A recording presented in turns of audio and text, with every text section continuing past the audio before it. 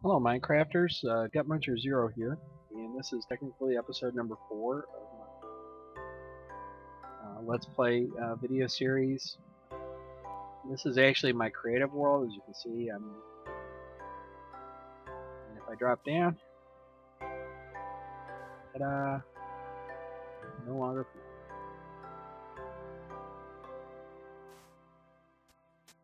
feet on the ground.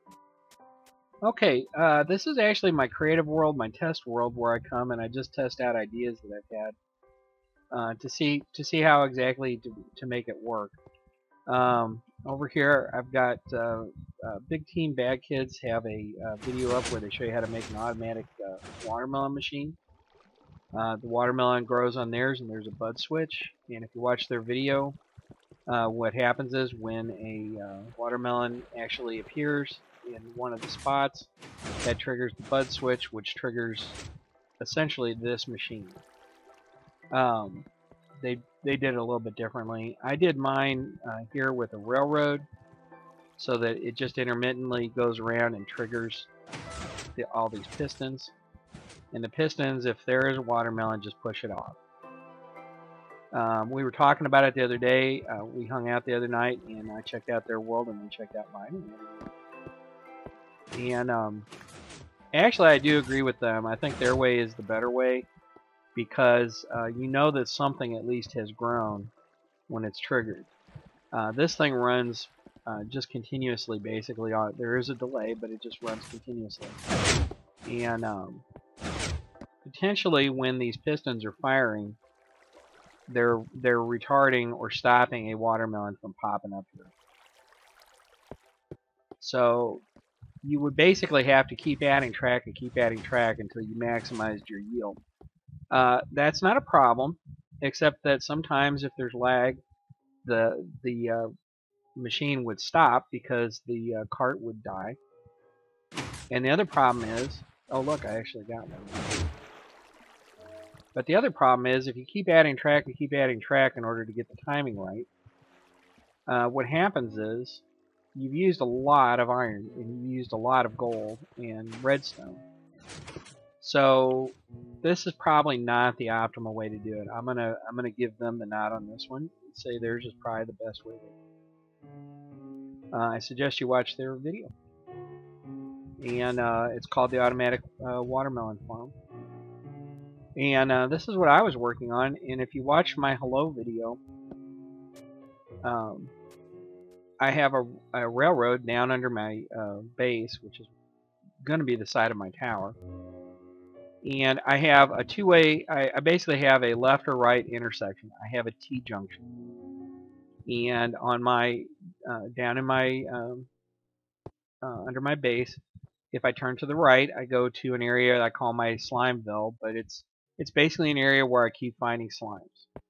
And so about once a day I'll go there and I'll check it out. And if I go to the left, it takes me down a hill to a skeleton farm that I've built, where I can get bones and arrows or experience, and the way this works is pretty simple. You know, if you know anything about the minecarts in Minecraft, basically this is a powered rail, the piece on the ground here, powered rail, and it is triggered now by this button. Now, if you just have a piece of powered rail on the ground, on flat, and you put a minecart on it, pop, and you power it, what will happen? Nothing. Nothing will happen, although I assure you it is getting power.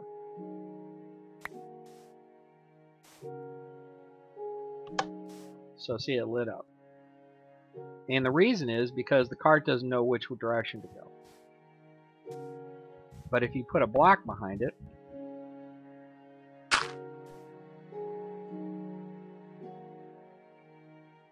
the cart will go away from the block. So therefore you can have this trigger mechanism that launches you down your rail. or launch as a cart if you have a cart that has a inventory, a chest in it, and you're sending inventory back to your base. You can do that. Now, if you do that and you're in a cart that does not have a person in it, if you're in a cart and it has a person in it, you can go quite a few blocks before you'll stop. So let's get in and I'll show you. Oops, forgot blocking.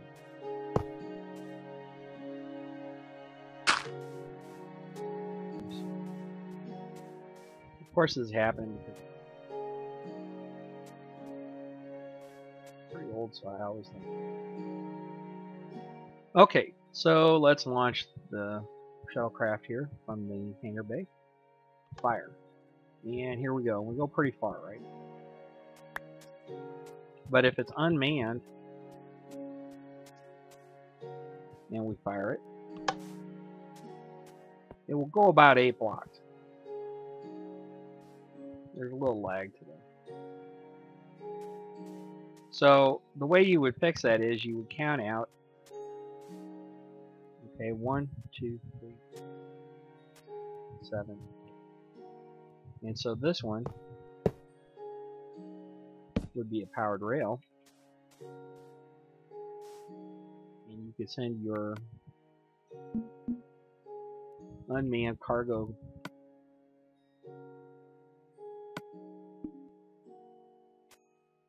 cart back to the base, and it'll make it, unless something gets in the way, like if a mob gets on the track or something.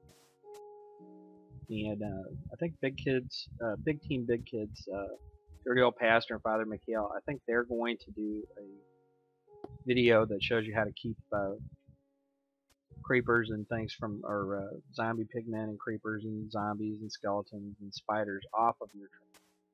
So I'm interested to see how they do it, because I've never had any luck. I'm not really sure how you.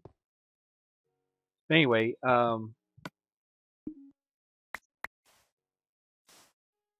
so this is just like a little railroad or railway 101. The other way to get the cart to go in the direction you want it to go is to have it on a slope. And this is the way that I originally saw people do it, actually. Paul Source did it this way in his old original tutorial videos that were for the old beta version. Pop, and same idea. So if you think you're going to only ever ride your minecart, you don't need to put the powered sections so close together. I'm not really sure how far apart, but I think it's like double that. I think it's like 16 or so, or maybe even more. But if you think you're ever going to send carts that are unmanned with cargo in them, then it really behooves you to go ahead and put the power track every 8 blocks. Another solution to that, and one that I don't think too many people do, although it's easily available in the game, and it's cheaper because you don't have all the gold. Like I said, I don't usually.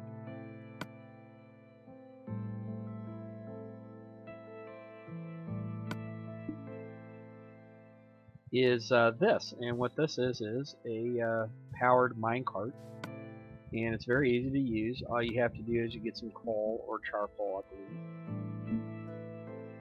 Works. You get behind it and you put the coal in, and it will go away from you. And so if you had an unmanned cart in front of it with a chest in it, let's say, or 2 of them, or why, off it would go pushing your cart. And it will go up a slope. It will go up this slope here by itself, I believe, if I recall.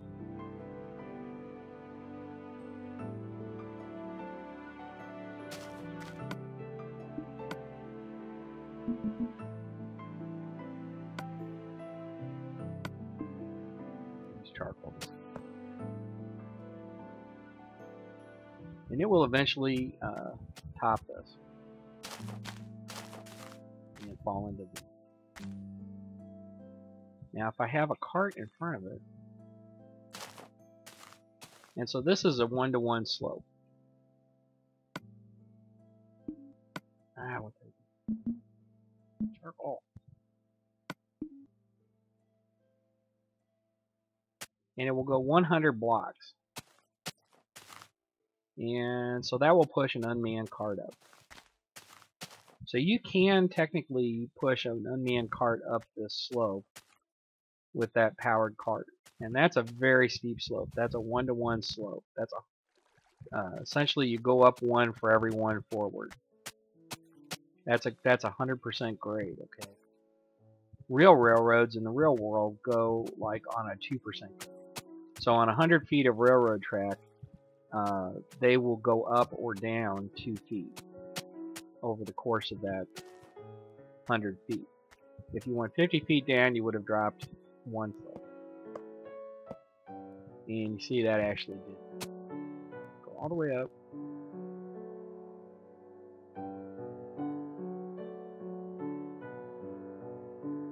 But anyway, as you can see, it's trying to go, but it ran out of track. So there's nothing under it.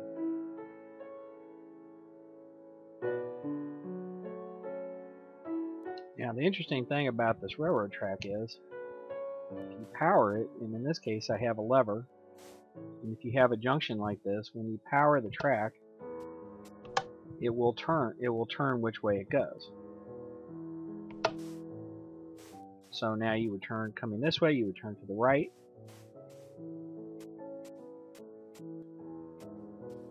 But coming this way, you would go straight because it will jump over this curve here.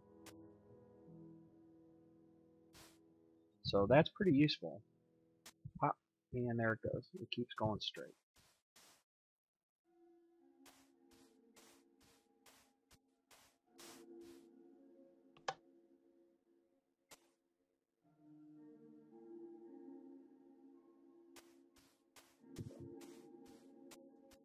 Oh no, they're going to go off. So anyway, as you can see, you can make a pretty involved set of turns. And since I use powered rail, what I do is I have a starter block like I'd used there. And then when I come to a junction like this, I will have a slope down, and this then will brake or stop the cart. And then I can reach out, since I'm in the cart, I can reach that lever, and I can decide if I want to go to the right to station number 2 or to the left to station number 1. And in my world, my hardcore world that I'm playing on right now, I actually have a skeleton farm to the left and slime area where I keep finding slimes to the right. So I can just choose which way I want to go, hit the button, that powers those tracks. Since I'm on a slope, it pushes me forward and I go.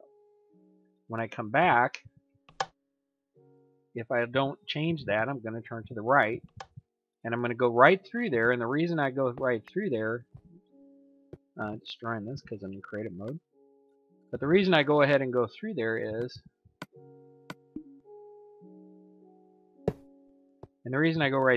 because I've put an activator track here. So coming down, you brake because there's no power, you hit the button, and there's power. But going back, I don't want to brake on this slope, because if I stopped on this slope and then hit this button, what would happen? Well, you're right, I would just go backwards and go back to where I came from, or actually whatever. But because there's an activator track here, that powers me up this slope and I go back to the station. And because the activator track is after the slope, it doesn't affect going this direction. So that's just a little bit of logic. And then I actually have these 2 torches. They actually tell me which way the track is set when I get to it. And all I did was, in this, I just ran some redstone back, brought it around here to power this torch.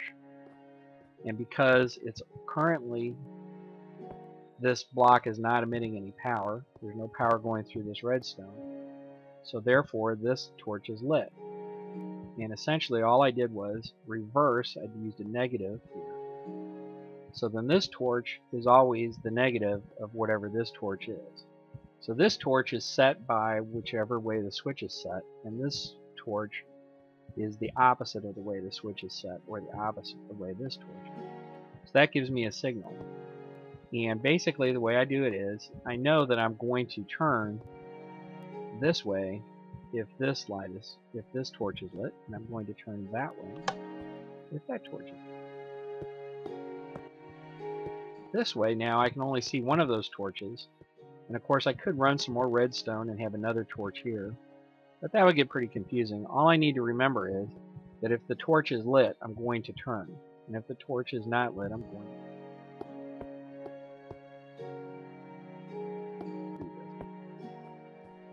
You go straight through this curve because you're coming into it from the wrong angle, so you just jump over it. But coming this way, I would turn. Isn't that interesting? Now, actually, in my fort, in my base that I currently have, where my super magnificent tower will be, I did not bother to do this coming from the other stations, because coming back, I just want to go to my base. If I ever decide that there's more things, more stops down the way, this would be really useful to do, and I would upgrade what I have already in my base.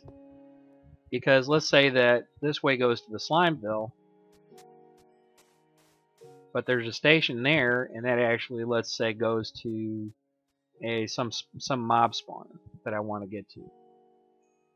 Or let's say that then takes you to another station where, let's say, the stronghold is. So then I might want to put in a three-way junction line.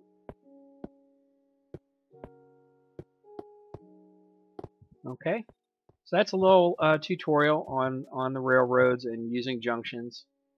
I've seen some three-way junctions that were very complicated with lots of stuff going on, but really this is all you need. You just need to set the track, you need to stop the cart, be able to change which direction the track goes, and then be able to start the cart.